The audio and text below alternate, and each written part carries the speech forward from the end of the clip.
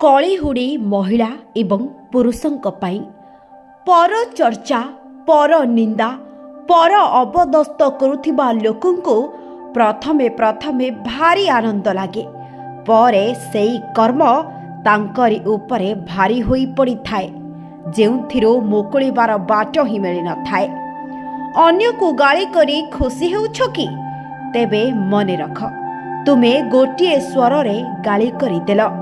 କାଲି ତୁମକୁ ଏମିତି ଶହ ଶହ ଲୋକଙ୍କ ପାଖରୁ ଗାଳି ଶୁଣିବାକୁ ପଡ଼ିବ। କାରଣ କଥାରେ ଅଛି, ରୁଆ ଧାନ ଥୁଆ। କାହାର ପବିତ୍ର ଆଉ ନିବିଡ଼ ସମ୍ପର୍କକୁ ଭାଙ୍ଗିବା ପାଇଁ ଚେଷ୍ଟା କରୁଛନ୍ତି କି? ତେବେ ସତର୍କ ହୋଇଯାଅ।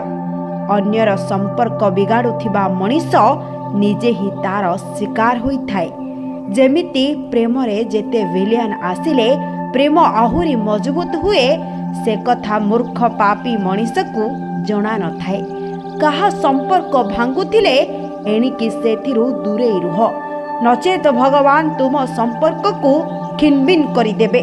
କଥାରେ ଅଛି, ଯେ ପାଞ୍ଚେ ପରର ମନ୍ଦ ତା ମନ୍ଦ ପାଞ୍ଚନ୍ତି ଗୋବିନ୍ଦ। ବିନା କାରଣରେ ଯଦି ଜଣେ ଅନେକ ଖରାପ କଥା ଶୁଣିଛି, ସେ ତୁମ ଆଗରେ ମୁଣ୍ଡ ଉଠାଇ କଥା କହିବ। କିନ୍ତୁ ବିନା କାରଣରେ ଯିଏ ଗାଳି କରିଛି, ସାରା ଜୀବନ ମୁଣ୍ଡ ତଳକୁ କରି ବଞ୍ଚିବ। ତେଣୁ କଥାରେ ଅଛି, କଥା କହିବା ସମୟରେ ଭାବି ଚିନ୍ତି କଥା କହିବା ଦରକାର। କାରଣ ଜୀବନରେ ତିନୋଟି ଜିନିଷ କେବେ ଫେରେ ନାହିଁ: ବହି ଯାଇଥିବା ପାଣି, ବନ୍ଧୁକରୁ ଫୁଟି ଯାଇଥିବା ଗୁଳି, ମୁହଁରୁ ବାହାରି ଯାଇଥିବା କଥା।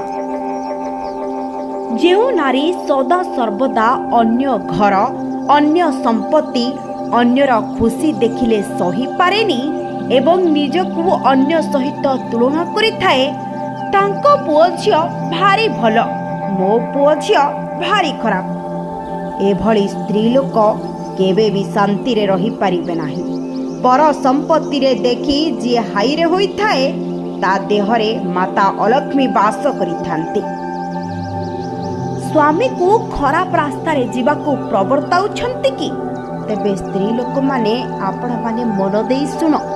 ତୁମ ସ୍ୱାମୀକୁ ତୁମେ ଭୁଲ କାମ ଆଉ ପାପ କାମ କିମ୍ବା ଅନ୍ୟର ନିନ୍ଦାଗାନ କରିବାକୁ ଯେତେ ପ୍ରବର୍ତ୍ତାଇବ, ତୁମ ମଥାର ସିନ୍ଦୁରର ଆୟୁଷ ସେତେ କମି କମି ଯିବ।